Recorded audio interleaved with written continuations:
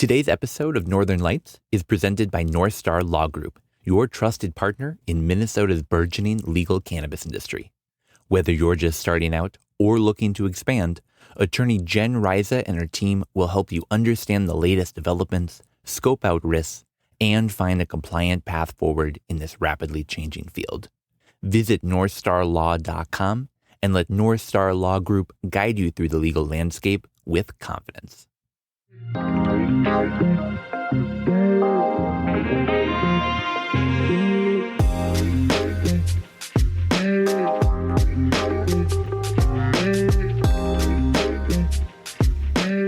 Hello. Welcome back to another episode of Northern Lights. I'm your host, Tanner, joined today by... John. You know, I gotta say, every time I hear that saxophone, I think of the Jazzman song from The Simpsons. Oh, yeah. When the Jazzman testifies. I love that. Yeah, no, it's definitely a very jazzy way to start out our show. And keeps it fun. Well, welcome, everyone. Welcome to Northern Lights, your source for Minnesota cannabis news. We're happy you're all back. Episode 9. Getting close. Already. Yeah. Wow. It's been a fun ride so far, being able to chat with all of you about cannabis here in Minnesota. We're excited to keep moving forward into the next chapter of our industry, whatever that looks like. All right. Awesome. Well, let's go ahead and jump in. We've got so much to talk about today. It's sort of not been that long since you guys have heard from us. We've had a couple emergency episodes since our last full episode. We're going to be talking about that a little bit, but also we've got some updates on the regulation of registering if you're selling hemp edibles. It's now October 2nd. That's the day this episode is coming out. We'll talk about why that's so important. We've got some municipal updates. We've got an update on a family fighting for increased medical cannabis access at school. And a little bit later, we'll be answering some of your questions. Mailbag. Oh, yeah. We've also got Matt from North Star Law Group, who's going to be joining us, talking a little bit about his experience and what he brings here in Minnesota and how he can help your business. But before that, John, I feel like we need to ask the question, what the fuck happened with the OCM Director? What the fuck happened? It's been a ride for sure. Yeah. This is our first full episode that we've done since all of that has gone down. So just for those who haven't listened to our most recent emergency episodes, there was a director who was appointed on Thursday. On Friday, they resigned after allegations were reported by the Star Tribune and NPR, among others. Definitely go back and listen to those emergency podcasts. Maybe the one from Friday, maybe less so the one from Thursday. Yeah, I feel like Friday is the only pertinent one. Yeah, Friday's definitely a bit more helpful than the Thursday one at this point. But there's been sort of some continued news since that episode came out. So Walls, the day after, came out, sort of acknowledged what happened, didn't really call for any changes. No. More recently, we've seen a little bit more changes coming out of the governor's office, where he's now saying explicitly we need someone with that regulatory background. Yeah, I've heard him repeat that phrase a few times now, and it feels like you can see that he feels burnt by the community right now because he picked someone who he thought was from the cannabis industry, and it turned out that it didn't work. It didn't work. So I feel like going the opposite way and fully swinging on the other side will be what he thinks is best right now. But like I said, we're waiting and seeing because they haven't officially came out with anything of what they're going to do. They've been very private before the appointments, and I think they'll continue to be private after in the next one. So let's sort of recap what we do know. So we do know that Charlene Briner will sort of remain in that interim director role. We heard that from Walls, and we've also heard that in other reporting that has since come out. We've heard that the rulemaking process will continue moving forward, and we've also heard that they're going to continue to work towards hiring staff. We've heard this both from Walls, but also for those who were at our September 25th event that we did with Boveda, Canna Connect, and North Star Law Group. You actually heard the assistant director from the Office of Medical Cannabis talk a bit about how they're still moving forward, trying to get these rules, trying to get the industry up started. So that is like a positive of this situation is they were so close to picking that director that the infrastructure is going to continue to be built. So whoever gets in that position won't have to start from scratch and can hopefully hit that 2025 deadline still. Mm-hmm. Yeah, I mean, it's important. Now that, I mean, we're on the other side of October 1st, we've got rules that are needing to be implemented. We've got an industry that is needing to be regulated. We definitely need someone in that role to sort of get started. No. And then we do also want to quickly note that when we last spoke, Dupree had not put out any statement. She was not sort of communicating with the media. She's since put out a statement just saying very much that this has been a learning process for her. She feels like it hasn't exactly been the best representation of the industry. She said there's a lot of cronyism. You know, I think we have a lot of lessons to learn from this, and I think I hope the governor's office takes them into the next chapter.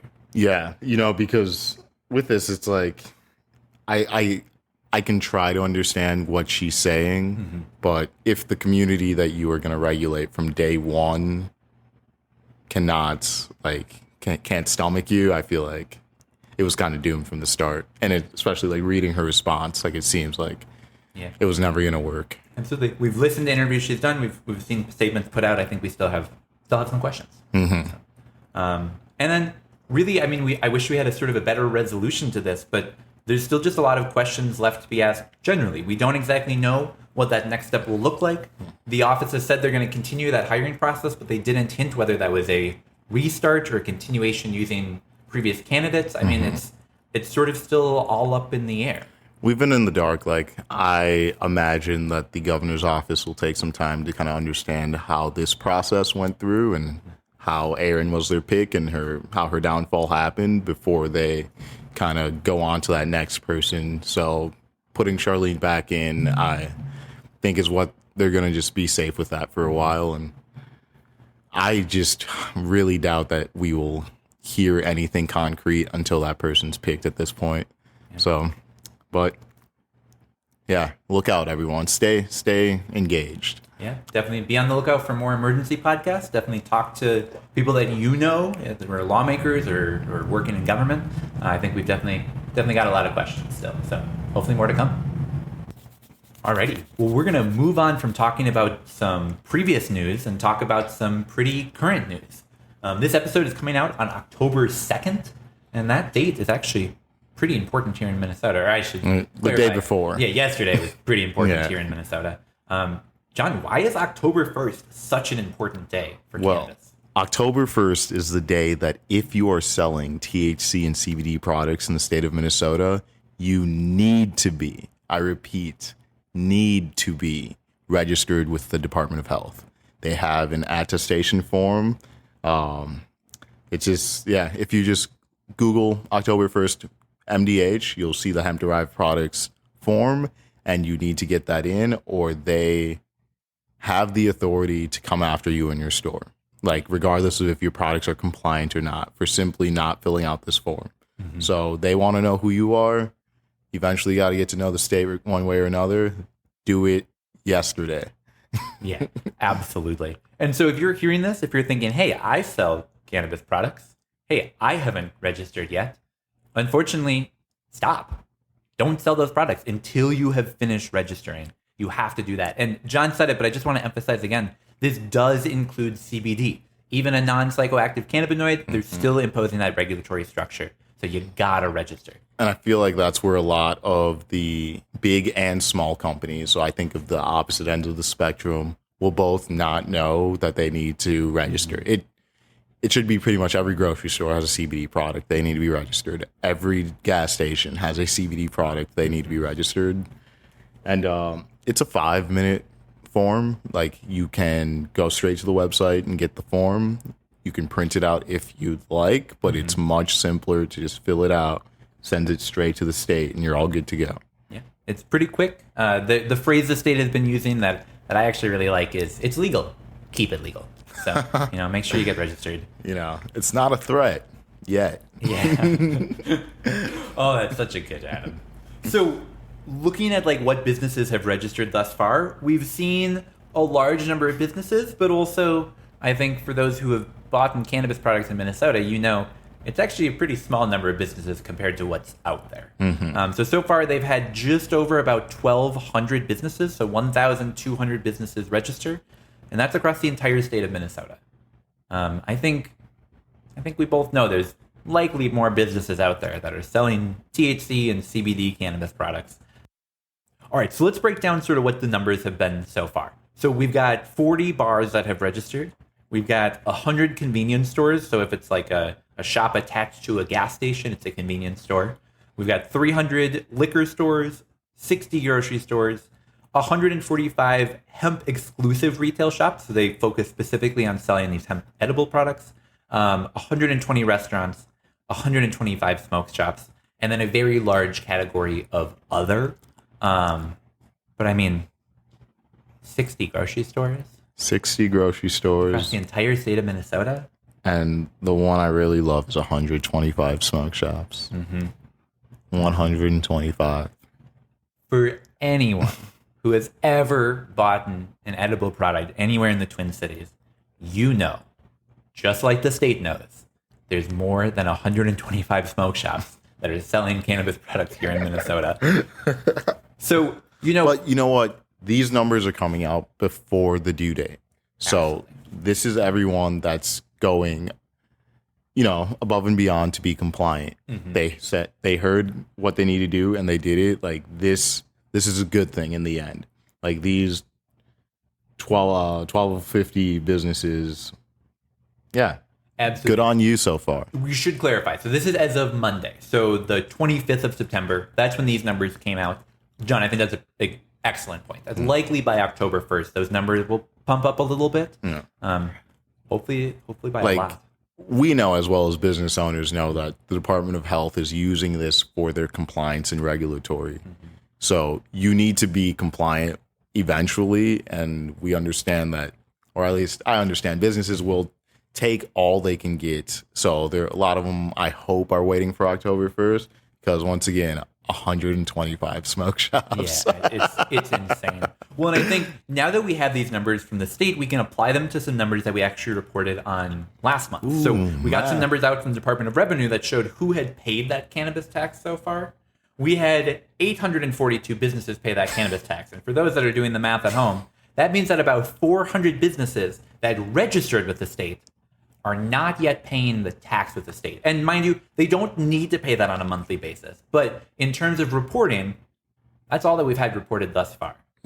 So there's likely going to be more businesses that in the next coming weeks will start reporting that tax data. Their taxes, yeah. But they also have to go back to July 1st, when that tax began to be starting to collect. So we'll see how that affects some businesses as they come and report forward. Oof, we might have to bring an accountant back on. Oh, yeah. So the Department of Health did say that this list of registered business will become public once that sort of October 1st date passes. They also did want us to clarify that the October 1st date is when you have to have registered by if you're selling them. But if you're someone who's looking to come into the industry, super fine. You can still fill out that form. You just have to do it before you start selling those products. So it's an ongoing form. It can be filled out at any time, but it does have to happen before you sell any cannabis. And for those of you who are thinking, oh, shoot, it's October 2nd and I'm not registered, do it now. There's no penalty to doing it after the deadline because, like, in the end, we can all plead ignorance. Absolutely. The state just wants you to register so they know who's selling these products and sort of start to understand what that regulatory structure looks like. So please register. It's important. And it's the law.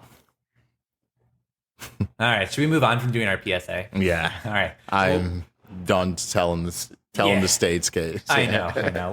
Let's now talk about the other side. And we've got a couple municipalities that we wanted to feature on this episode. And the first one is one that we've been talking about on an ongoing basis. And one that I really wish that we had better news to talk about. And that is the city of St. Paul, the capital city here in Minnesota. We've talked a little bit about a measure that they were looking at to try to ban the consumption of cannabis in parks, in public places, in any place of employment. We had talked about how there was a ton of community activism to try to stop that measure from going forward. Unfortunately, as of yesterday, Wednesday, September 27th, that measure has passed the council by a 4-3 vote. That is now destined to become St. Paul ordinance. But you want to say it or should I? Oh, I feel like it needs to be said. I think it needs to be said. Well, maybe I'll talk about what they changed, and you can talk about why it doesn't really matter. So if you get caught smoking cannabis, in a city park within 25 feet of an entrance, exit, window of a public place, or a place of employment, the officers need to come over, and step one is they need to ask you to stop. They cannot do anything right away aside from ask you to come into compliance with the law. And then after you tell them to fuck off, then next, they can write you what's known as an administrative citation. Now, John, I've never heard of an administrative citation before. Can you tell me why that's so important here in St. Paul? Well, first of all, an administrative citation is like a ticket. Okay. It's something that an authority can write you that says, hey, you broke this rule, pay this. The funny thing is, in St. Paul, the cops are not authorized to write administrative citations. So for those following, the officer's process is tell you to stop and then write you an administrative citation that he is not allowed to, at least in the city of St. Paul, to write you. So... The city council members even said during the vote, during discussion, that like they need a charter change to be able to allow this. That's the city charter. They will have to go through that process. Yeah, John, I think to enforce an ordinance that is essentially trying to criminalize something that was legalized 2 months ago. Yeah, in that exact city. Yeah. It's insane. I think you hit the nail like so much on the head when you said this is a classic example of the city looking to sort of play both sides. Yep. You know, they're looking to be able to say, look, we're looking to prohibit cannabis smoking. We're looking to protect our parks, whatever the fuck that means. And but also windows. at the same time, and windows. And at the same time, we don't have any ability to enforce this measure. So, and we know changing it is something we are not truthfully trying to do. Yeah. We will see what comes out of this. Unfortunately, we really don't have a huge amount more updates in terms of St. Paul, other than just the measure has passed and activists are watching to sort of see what happens next. Mm. We wanted to touch on one other municipality here, actually not that far from where this episode is being recorded. Oh. We are talking about the city of Brooklyn Park.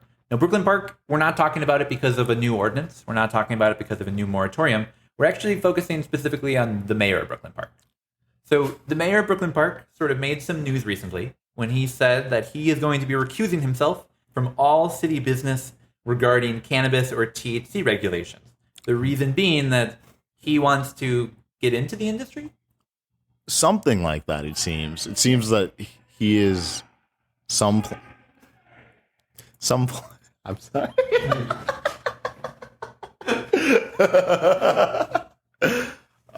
That was hilarious. Yeah. I'm so curious what's going on.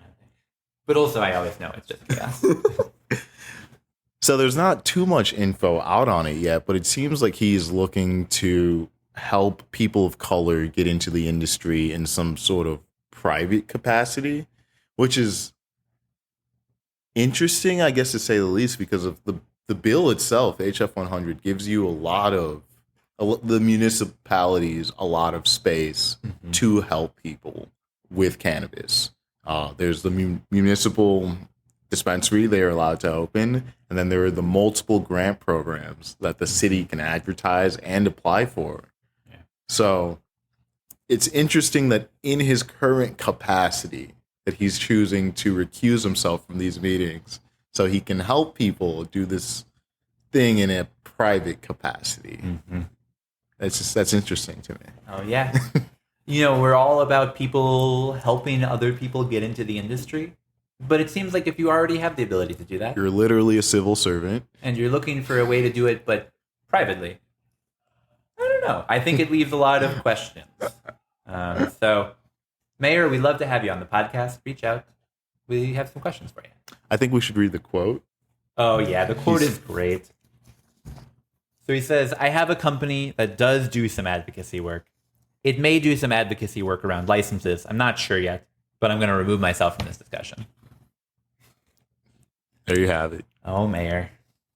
Well, I'm glad that everyone is interested in joining this industry. Like, from the mayor of Brooklyn Park to the former majority leader of the state of Minnesota. Absolutely.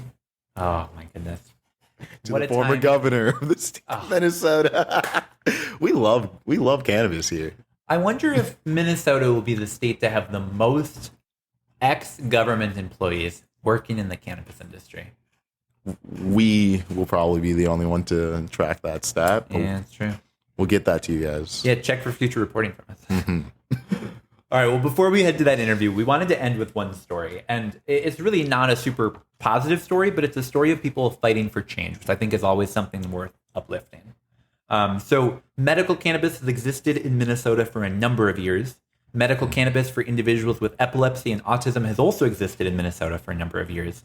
And we have the story today of a 9-year-old, one Crystal Mattis, who is a medical patient here in Minnesota.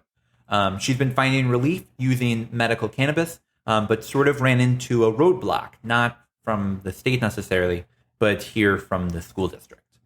So, John, I'll tell you a little bit about this. So, Please do. Crystal Mattis, she's a student in the Elk River School District. She's a medical cannabis patient. She had been taking medical cannabis, but district officials have said that she cannot have her midday dose on school grounds. Basically, if she wants to take cannabis over her lunch break, something like that, parents can come and pick her up and remove her from school property and bring her back, but that they can't do it at school. So had she been taking them at school? So she had been taking them previously. Yeah. And now the school district is saying, we don't believe this can be legally had at school. And like, what about like an adult caretaker, like a nurse? I know nurses can administer medicine at school. That's such a great question. So the school district isn't putting out a ton of information, but from what we've garnered from statements that they've made to the Mattis family, it appears as though they just don't believe their employees have the authority to do that. Essentially, they don't believe that medical cannabis can be held on a school property because of House File 100, which banned cannabis from, different places, but one of them being school. Got something for them. Yeah. They should read the bill. So that's exactly what the family said. So the family came back to them and said, actually, if you look at House File 100, there's a specific provision that was included that allows for medical cannabis to be had as long as it isn't something that's smoked or vaporized. And in fact, there are more than 400, nearly 500 children that are enrolled in our state's medical program that are probably going through pretty similar things. Looking at how can I be a medical cannabis patient? How can I find relief and utilize this in my life in the way that my doctor agrees I should, but that my school nurse says no? It would be like a school official saying, hey, I know your doctor prescribed you Adderall, but we don't believe in that here. Or, hey, I know your doctor prescribed you a painkiller, but unfortunately, that's just not allowed in school. Children have been currently taking prescription medicine at school every day, and it seems like it's just so disruptive to the child's life to kind of question her medical situation while letting other things go, even like I say now, like in a legal state, and then referencing a law that explicitly says, yes, you can do this, is just feels hurtful to the family. Yeah. I absolutely agree. And just to let our listeners in, this is particularly important to me. I come from a background of working in special education, particularly with students with autism. And we find a lot that there are students that utilize cannabis in their life for a variety of different reasons. And as a teacher, it's not really my job to ask why they're taking that medication. Yeah. And what we're having here is the school district basically saying, we just don't feel like this medication is the one that, really we want your child to be having at school. So please take her off of school property over the middle of the lunch break and just bring her back. And not that, this would be disruptive for any student, regardless of their ability, regardless of their anything. But this is a student that uses an assisted communication device. This is a student with autism. This is a student that really needs to be in a stable school environment, someone who's willing to find that learning environment. And this is school coming back and basically saying, this isn't for you. There's a principle in education known as FAPE, free and appropriate public education. Basically, as a student, as a child, you have the right to education. And I'm not a lawyer, so I'm not saying this is legal advice, but this seems to be a pretty clear violation saying, hey, you take a medicine that we just don't agree with here, so you got to leave school. Yeah, I feel like just on its face, their argument, the school's argument is wrong. The family has it completely correct. Just legally, I think I think I've read the bill enough times to say that. Yeah, I think we can both say that. Yeah, Like, I'm also not a lawyer. No. no, but we can see very clearly that there was this exemption created, this provision that allows these children to find this relief, and the school district is basically saying, pound sand. So, to Crystal Mattis and your family, keep pushing. You're very, very correct. And I think in the end, like, yeah, the more traction this gets, hopefully this does not stay like this, because that child should be in school and be able to take their medication. So hopefully we see a resolution to this, but yeah, and we should clarify, this is something the school district can like fix tomorrow. This is a district policy. They just need to implement. But the Mattis family is pushing for larger legislative changes. They look to states like Colorado that actually recently passed a law that creates this exemption and allows nurses and school personnel to administer medical cannabis if they're comfortable doing that. We need something like that here in Minnesota, and the Mattis family are really pushing for that. And these are the kind of cases I feel like will keep popping up on the medical and recreational side as we break the stigma of this. Like, there are 9-year-old kids who need to take THC, and a bunch of different other cases that, like, right now, because cannabis has been illegal, like, people don't know. But once it comes out, like, I think things like this will only bring good and persistent change to the industry. Absolutely. I want to end sort of with a quote from Crystal's mom, Sabrina, who said, "We hope to bring justice for children on medical cannabis so they can be allowed to take their medicine at school just the same as any other child in the state of Minnesota." And that's what we're hoping for. Gosh. And we certainly join you in that fight. If you ever want to come on the podcast, Mattis family, reach out. Let us know. We hope that your daughter is able to find relief in the school setting that's most appropriate for her. All right. Well, should we transition from that? We have a couple products that we want to try here today. And John, in total honesty, I was inspired by the last episode that we did, not that you were here for, but that Marcus was here for. Marcus was here for an episode where we tried a bunch of coffee products. So cannabis, yes, but also coffee. It's like, a beverage, but it's not trying to be a soda, not trying to be a seltzer. It's something a bit different. And today I wanted to bring in 2 more beverages that are beverages, yes, but definitely not like a soda. This is something a little bit different, and I'm excited to talk about these. So we've got 2 different products today. One that is like an energy drink seltzer. The other that is a Arnie Palmer, so a lemonade iced tea. And we're going to give them a go today. Which one do you want to start with, John? Let's start with half and half, I think, is the perfect untrademarked name. Oh, yes. So the half and half iced tea, half lemonade. Thank you for clarifying that. So this comes from Trail Magic, some of our friends. We actually just had an event at Trail Magic just earlier this week. You've probably heard us talk about that. You can go and watch the recording of that at any point on Boveda's YouTube page or check out our Facebook page. But let's go ahead and try their product. Try it out. I've tried a few of their drinks now, so I'm interested in this. Oh yeah, the berry basil that Trail Magic has is definitely one of my favorite like first mover beverages. Like, it was one of the first beverages that came out that was like, wow, this actually tastes pretty good, and from a pretty well-known brand. I gotta say the same about this one. This tastes nice.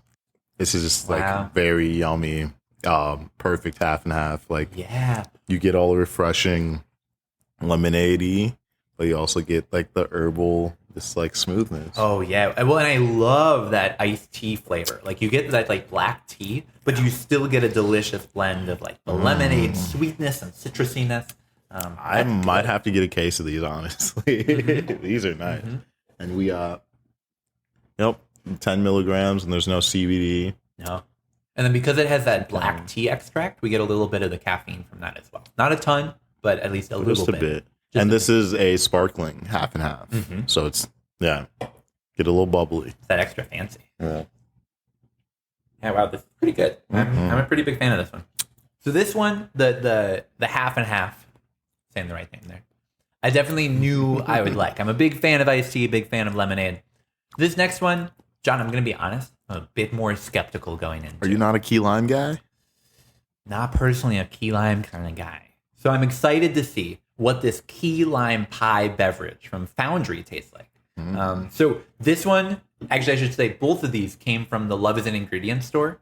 I walked in, asked for like, what new products do you guys have? Super helpful staff sent me these two.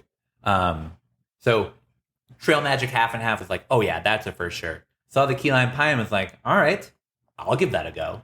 I gotta say, whoever did their graphics for this knocked it out the park. First of all, they got the key unlocking the lime and like a lime slice that looks like a pie in the background of the graffiti. Good on them. Yeah. And that's sort of why I picked it up. Not a key lime pie guy, but man, it looked cool. But 50 milligrams of caffeine. Let's go. Oh, yeah. You know, they cap you on the THC. So these are the ways these companies can get creative with these drinks. I love that. So about half a cup of coffee just in this one can right here. 0 carbs, 0 sugar, 0 calories. All the caffeine. Oh, yeah.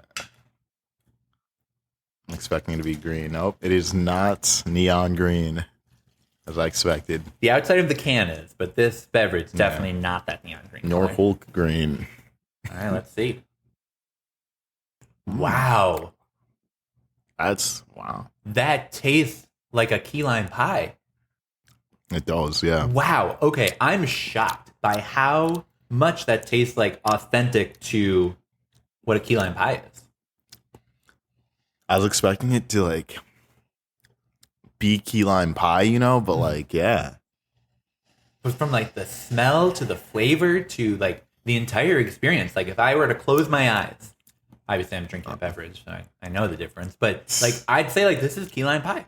Yeah, so there's no sugar on this one. It's just zero carbs, 0 sugar, 0 calories. So a lighter drink has a super light flavor.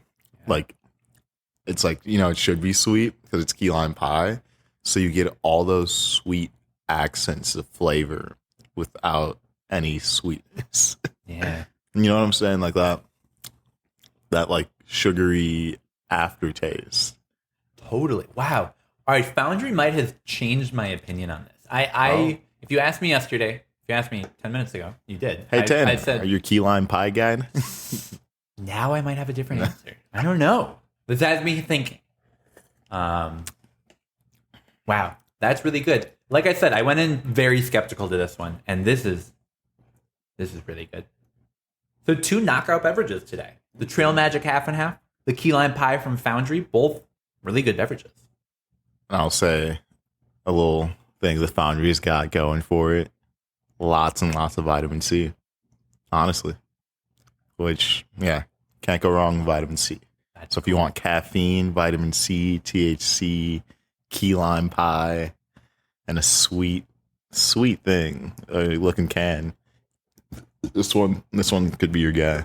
I love that. So if you listened to the last episode and you were like, hey, I really want that caffeine in the beverages you guys were talking about, but please don't make me drink coffee. This is sort of another option for you. You can go more that sparkling seltzer energy drink. It's a super creative drink overall, from the can to the flavor to the effects. All right, so I key do lime feel pie from Foundry Nation. Oh, I was gonna say, what time is it? Yeah, right. I know. Marcus and I ran into the same thing with the last episode, where it's like we're trying coffee and we look outside and it's like, oh, it's dark out, and not because it's early in the morning. Yeah, if this was a 6 a.m. podcast, I would drink the whole can. Wow. Well, 2 great beverages. Definitely recommend people check these ones out today. That's Trail Magic Half and Half and Foundry Nation Key Lime Pie. So good. And then once again, both of these came from that Love is an Ingredient store, so definitely check that out. Which one? Really helpful staff. I went to the one in Columbia Heights, just off of Central. Okay. That actually used to be the old home of the Minnesota Cannabis College, where we got our mail. Now it's Love is an Ingredient. Yeah. Look at that. Love it. All right. Well, we'll be back in just a minute with our interview with Matt from North Star Law Group. And then afterwards, we'll be answering some of your questions, answering some mailbag questions that were submitted by listeners. So definitely stay tuned.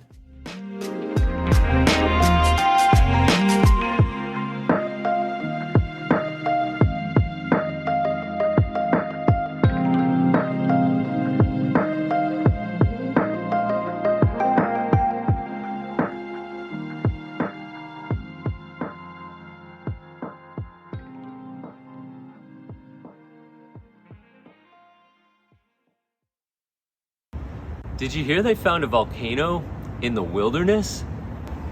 Steve, what do you mean they found 2 volcanoes in the wilderness? You know, the wilderness. Fitness and co-working center in Uptown. It's where we've been having all of our events. They found a volcano in the wilderness? Yeah, 2 of them. You wouldn't believe it.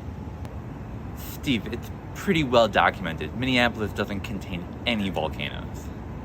Well, then how do you explain the fact that Stores in Bickle sent me a volcano? Damn it, Steve, I thought you were talking about real volcanoes. These are real volcanoes. They're like the Omni Hybrid, the one with... Steve, now that you got this sponsorship with Storks and Bickles, what are you going to do with all these devices? I was thinking about putting them out for your next homegrow class on October 9th at the Wilderness. Steve, that's a great idea. Yeah, I was thinking that the students should be able to bring their own flower and try them out. You know, try the Volcano, the Mighty, the Crafty.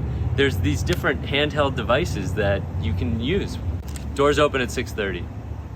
Get your tickets today at mncannabiscollege.org/bootcamp. And we're back. We're sitting here today with Matthew Overcast. Matthew, welcome. Yeah, nice to be here. Thanks. Absolutely. Thank you so much for coming out.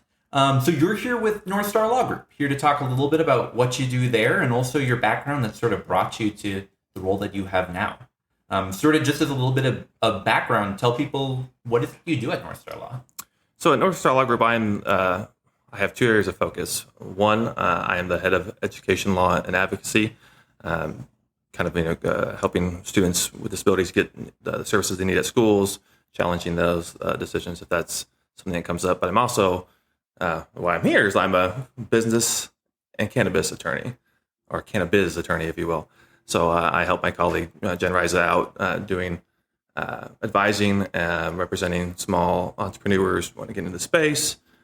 Really everything from, foundational startup issues all the way up to M&As. So it's kind of a full service gig here at North Star Law. Awesome. I love that. Well, so take the listeners back a little bit. Sort of what brought you to cannabis in the first place? Unlike a lot of people we talk to on this podcast, you actually have the experience of operating a non-hemp cannabis business. Sort of tell us a little bit about what that was like.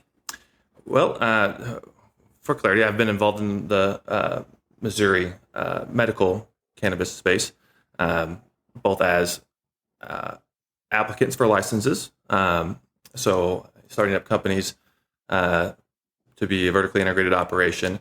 I did that after my first semester of law school. Actually, I got called by my mother, who was like, "Hey, we should totally go after some medical licenses." And being a veteran who recently separated from the military, I had issues with anxiety, PTSD, what they call psychological non-epileptic seizures, right? Essentially, a extreme panic attack. And I was on all sorts of medications getting out of the military, pain medications, opiates, you name it. If your grandfather's on it, I probably was too. And so I got to the opportunity, after advice of some friends, to transition to using medical cannabis to treat those issues. And it was been super effective. So I was all in. We took a year off of law school to do that. So I wrote the licenses for all 3 of our entities. Ultimately, we were not successful, but so I pivoted. That's what founders do, right? We pivot. So pivoted, started to max out my caregiver licenses in Missouri and growing for other patients, teaching them how to grow, consulting on the side for other businesses and license holders on good cultivation practices, good manufacturing practices, all the while just kind of keeping that grassroots community alive and teaching people how to do their thing. I love that. That's so incredible.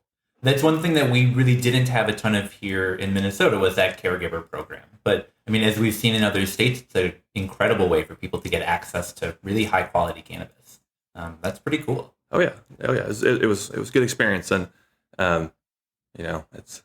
I think a lot of growers come through the process, through the school of hard knocks, if you will. Mm-hmm. But I got the chance to mentor under some other really good legacy growers, and that's it was a gift to me. So I didn't have to pay anything for it, so I just help out where I can. I love that. That's incredible. Well, so take us a little bit forward. So you don't need to give away like all the state secrets, but you've worked in another state. You're now coming here. Tell us a little bit more about sort of what lessons you brought with you that you can teach people here in Minnesota? Oh, there's a lot.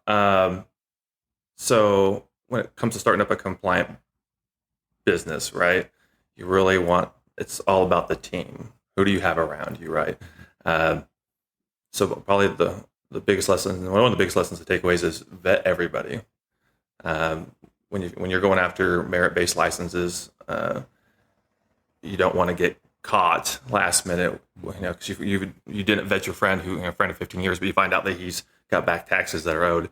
Well, that's obviously going to kick your application from the pool. Mm-hmm. So it's being very diligent as you're building out your team would be one of the big ones. But I mean, other than that, just plan. And as cliche as it sounds, plan for the unexpected, right?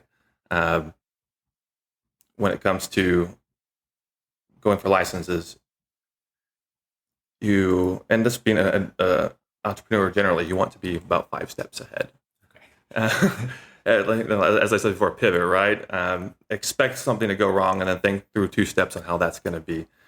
It's good sound business advice generally, but especially in the cannabis space where it's rough and tumble, do or die, and there's no room for error.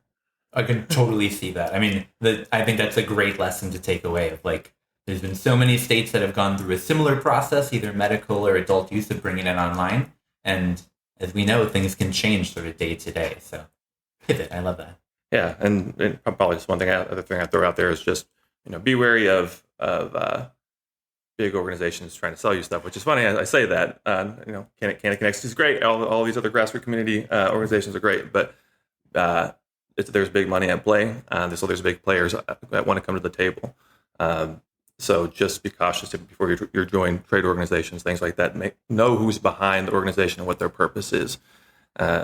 We've seen in other states where this has been a bait and switch type of operation, and they take advantage of good folks. And so I don't want to see that here happen in Minnesota. So just everybody be cautious. I think that's great advice. Yeah. I think it mirrors something similar to what Jen said during her finance presentation, which was like, be careful who you're taking money from. I think be careful who you're partnering with. Such a great lesson as well. So you made that switch. Before you were teaching people a lot on the cultivation side, that plant touching side of things. Now you're still doing education, but more on like the business, getting people started, legal side of stuff. Tell us a little bit about what motivated you to make that shift as you came here to Minnesota. Well, Jen actually was my former business law professor, and she actually was like, "Hey, you got cannabis experience. Minnesota's going legal. Did you know?" I actually wasn't keeping track of the industry. I was still dealing with some of the stuff that's going on in Missouri. But then we started kind of talking about what we could do to help the average Minnesotan vie for licenses. And so we started kicking that can around. I studied for the bar, didn't hear much from her for a little bit, but get a call up and said, "Hey, we're starting a law firm. Would you be interested in a job post bar?" And I'm like, "Cannabis and law? Yeah, let's do this. Like, why not?" I didn't even ask how much it paid or or anything else like that. It was a good time. But making that switch, I mean, it was easy. I was already in law school while I was going and doing a lot of this. It's just combining my passions. I love helping people. Whether that's on the education side, whether that's on the law side. I'm addicted to that founder's hustle. I mean, you have people who are founders and people who are operators. I'm a little bit of both, but I would be. This is like a indica sativa conversation, but I am more founder leaning than operator. I love the meeting to meeting, the constantly going. What's the next fire that needs put out? Like that's my thing. And so I get to do that and help clients do that who that might not be their forte. It's kind of a special skill. You either got it or you don't, and you're really good at it or you're not. But that's so I can provide value to clients in that way, along with specific niche cannabis knowledge that you won't find at another law firm. That's cool. Well, and so I love what you say about startup energy, but I mean, talk about being sort of right place, right time, of having that cannabis experience, coming here, going to law school, and then sort of Minnesota legalizes, and you're in like the perfect place to help people, not only on the cannabis side, but from the legal perspective of, hey, you're starting up a business, let's do it together. That's pretty cool. Yeah. That's awesome. So I want to talk about a couple other things, but first off, I'd be remiss if I didn't touch on some recent news. We've had a sort of a director debacle over the last couple of weeks, someone being appointed, a couple of days resigning later. Don't need to talk about the specific instances of that, but you've come from another state. You've seen what it's like to have a cannabis regulator in another industry sort of calling the shots. What do you think is important sort of for the next director here in Minnesota to have, having your experience out of state? A regulatory background. Okay. Yeah. I mean, it's a shame how things played out. Honestly, my initial impression whenever I heard the announcement and I just kind of looked up to see who the appointee was, all that popped in my head was why and who does she know? Because, I mean, I don't know anything about her personally, so I'm not saying anything negative about her as general outside of what we learned about the businesses, right? But I would have expected somebody from, some department within the state that's had experience with compliance and enforcement. Just because you're a business owner and a cannabis business owner does not necessarily mean you're the person to lead a department that is so heavy on compliance and regulatory work and enforcement. That takes a special person with a special background, and I just didn't see that as being her. So it was a shame of the way it happened because it's your first impression of what would be OCM. How are they going to roll? How are they going to be fair? Fair? Are they going to be balanced? Are they going to vet people well? So it was a bad look for the department. Totally fair. Totally makes sense.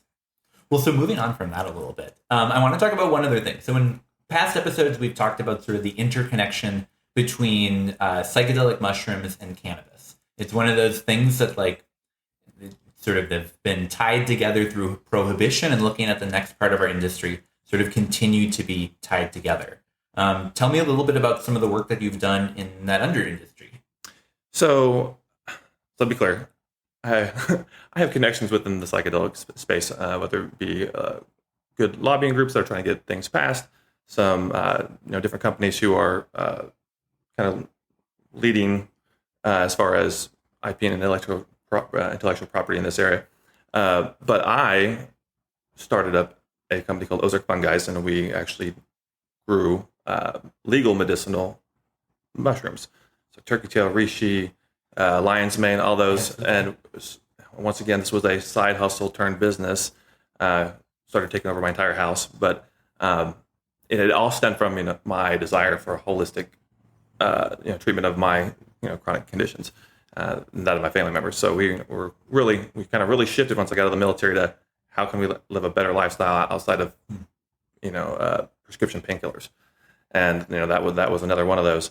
But psychedelics, the overlap with that in the cannabis space, there's actually more government funded research on the benefit of basically psychedelic mushrooms and their derivatives for things like depression and PTSD. And of course, I'm a veteran, and I have some of those elements myself. So it's near and dear to my heart. So, I'm involved with some of these groups trying to help states come up with good ways to move forward with that.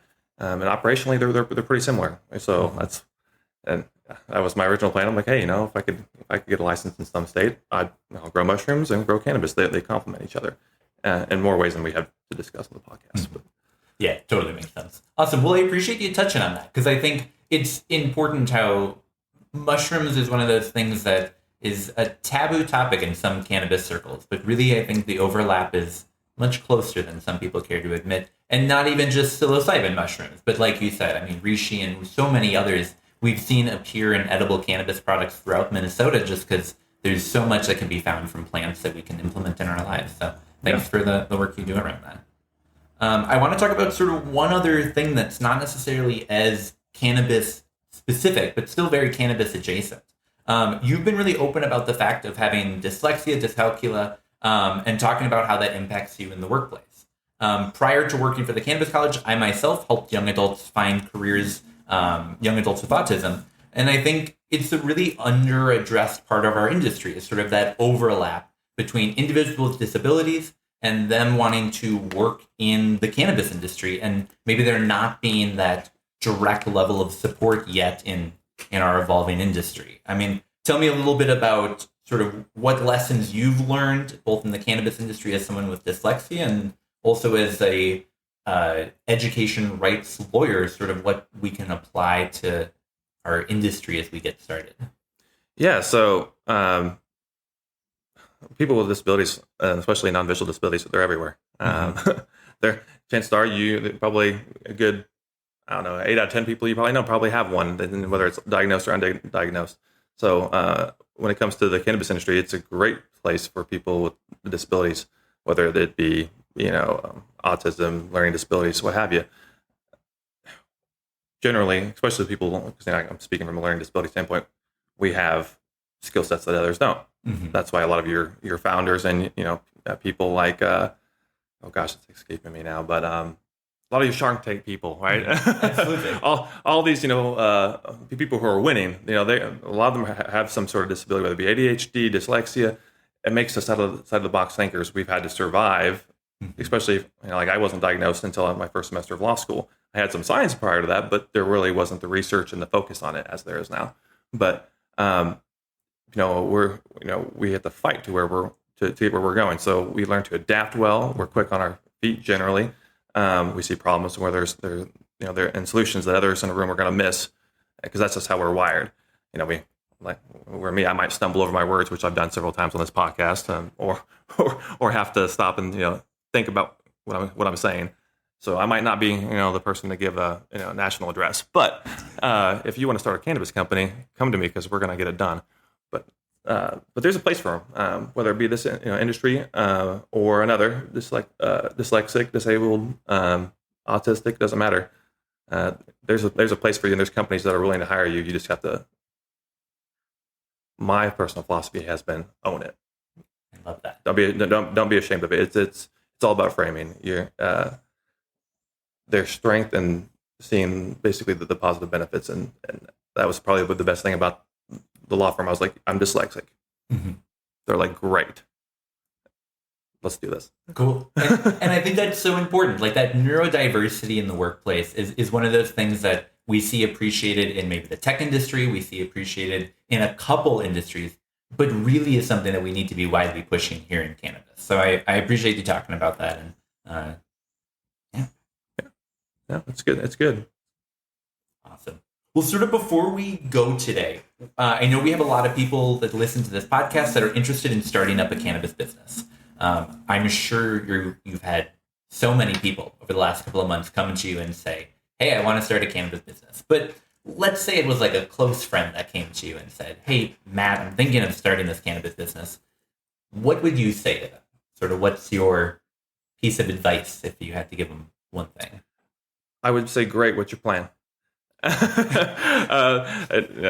maybe that sounds boring, but, and also I guess I'd follow that up with too, what's your energy level? Something that rings to my ear all the time whenever and I share this with clients and people who are wanting in the spaces. Whenever I was looking at getting into it, a gentleman, a mentor, if you will, that at the time was like, well, I asked him, he had a business and he had sold it. And I'm like, why'd you sell it? It was doing great. So in another state, he said, it's a young man's game. And I'm not saying if you're old, you can't get into space. So don't misquote that or take that. But just like any founding of a company, it's a hustle, and then there's going to be slow times, but that initial ramp up period it's fast. There's problems, you got to address them, especially in the cannabis space. You can't slack on compliance. You got to always be looking over your back, making sure that employees are doing what they should be doing, because at the end of the day, it's your license and it's you. So if they don't show up, you better be in there ready to harvest, and just among the rest of them, there's no getting out of the work.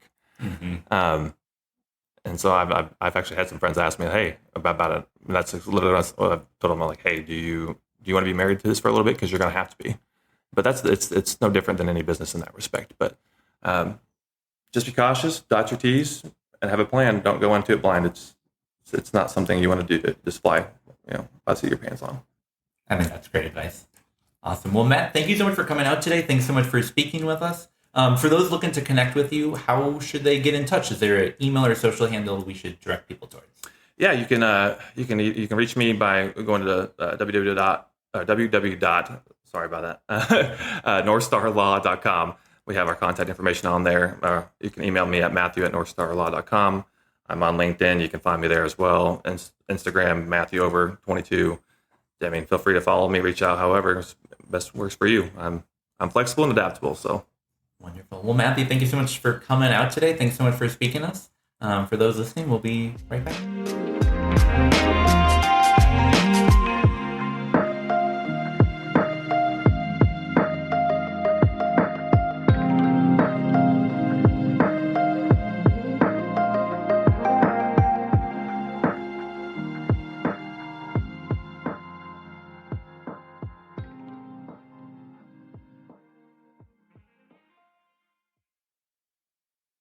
All right, and we're back.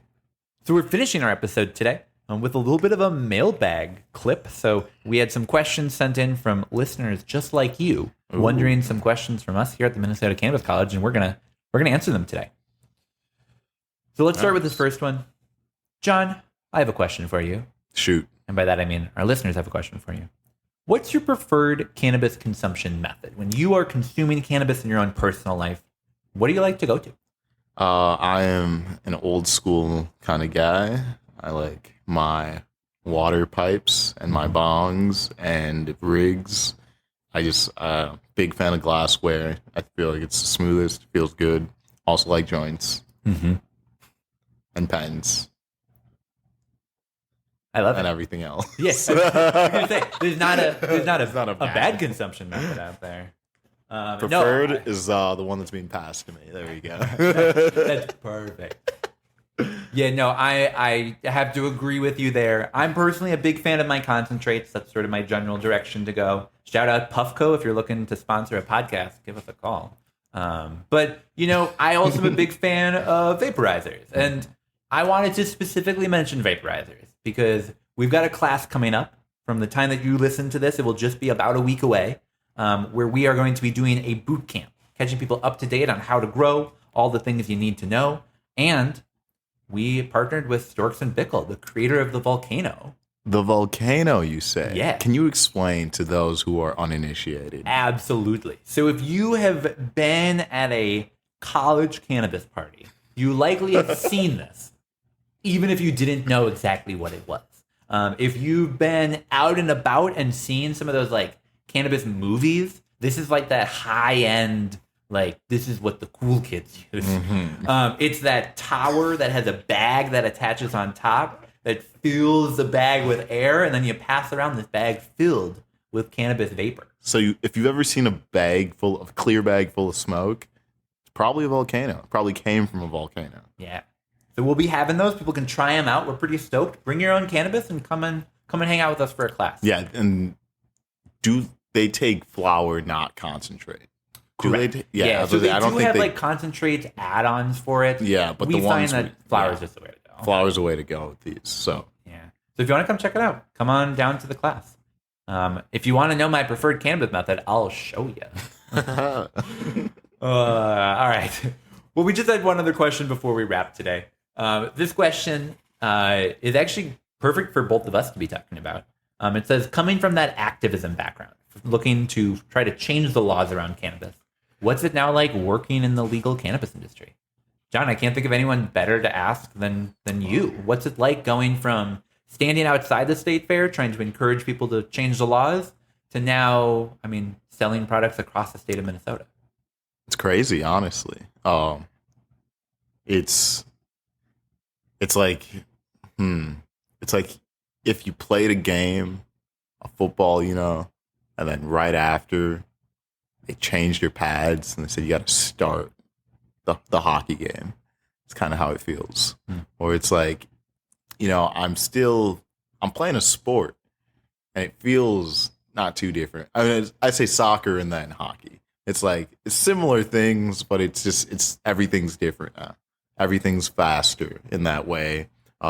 There's more coming at you, and yeah, when everything's in the light, it's like everyone wants in too. So you just have to, I think, just being more careful about everyone, and also just still finding, because like we said, we were in this for legalization. So now legalization's passed, so it's like keep finding those things that are worthwhile in the industry.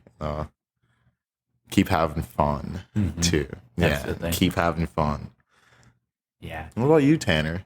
Oh, it's honestly a really great question. So thanks for the listener for sending this in. I feel like for me, it's been sort of surreal. I remember sort of the couple days after August 1st when legalization really sort of was in effect. I could walk around and see people smoking cannabis just like before. Day one. Yeah, day one was insane. Well, I mean, different. Yeah, I know where you're going with that. You No, see it yeah. the same, but it feels different. It just feels so much more different. I mean, I was thinking the other day, I'm nearing harvest on my own grow tent at home. Pretty stoked about that. Beautiful plants. Yeah, Beautiful thank you. plants, by the way. Thank you. I appreciate that. I got a new trim bay, a little pod for that. Looking forward to doing some trimming. Was like, oh, I got to bring this into my apartment. I probably should hide it, not let people see it. And I was like, oh no, wait, this is totally legal. I can talk to people about growing cannabis, not just like through a podcast and through the Cannabis College, but also like my neighbors. Yeah. And that's been the biggest part that's been a change for me. Is, we've been talking to people in the industry about this for years, but now being able to talk about it at family reunions and, community events yes. and all of that has been insane. I have to say, my mom, like after it was legalized, like after August 1st, like you could see, like, she's just like a straight-laced Christian woman, but you can see how much she relaxed around the topic, how she's now like open about talking about it, because it's just like another product in her eyes now. And at least for her, the stigma's already gone, and just watching it decrease. Do you remember the event August 1st at First Ave? Do you remember smoking and looking at the cops standing on the same street, like making sure people wouldn't interfere with our smoking? Absolutely. Like, it was crazy. I don't think I'll ever forget watching someone heat up and hit a dab rig in the streets of Minneapolis with Minneapolis cops ensuring that no minors got in the area. Yeah. That's pretty neat. Like, it is still surreal. Like, that's real. Yeah. No, so Great question. yeah. If you have a question, you want to send it in, you want us to chat about it, or if you have a legal question you want Jen Reiser to talk about on the podcast, definitely send it in. info@mncannabiscollege.org. We will take your question. We'll bring it on the podcast. We'll give you an answer, and we might even give you a little shout out if you include your I was name. about to say, you should throw their names in there so I can be like, thanks, Jack. Yeah, we'll definitely do that next time. So be sure to include your name when you send in that question. Or your alias. Oh, yeah. Yeah. We accept those. Well, what a great note to end on. That's really all that we've got here for today. Thank you guys so much for listening in. We'll be back in 2 weeks. In the interim, find us on Facebook, Instagram, Reddit, LinkedIn, all the social medias. If you're listening on Apple Podcasts, be sure to give us a comment. Be sure to give us some stars. If you're listening on Spotify or really anywhere else, be sure to give us a shout out. And if you sell THC in the state of Minnesota, register with Department of Health. Oh, I'm gonna yeah. say it one more time. Register. It's legal. Keep it legal. Exactly. You should be their spokesman. Someday. All right. Well, thank you all for listening. Be sure to subscribe, and we'll be back in your ears in 2 more weeks. Thanks, everyone. Honestly, they could sell themselves a lot of bullshit by hiring you right now, Tanner.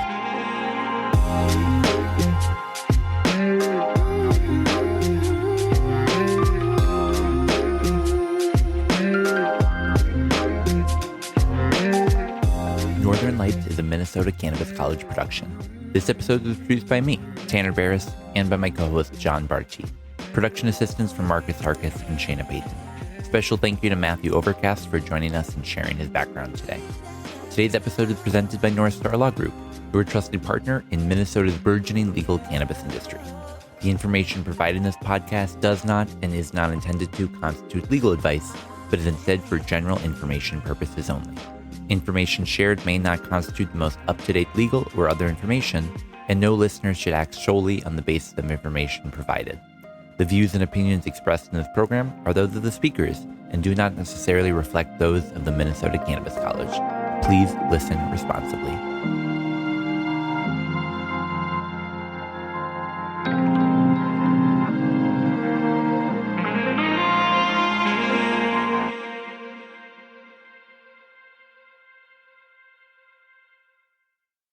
Director Update on tax registration.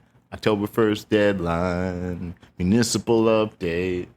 St. Paul vote delayed. Brooklyn Park mayor plan. Family fights for cannabis. Medical cannabis in school. No, you never get it right on first take. That's gonna be how we end the episode.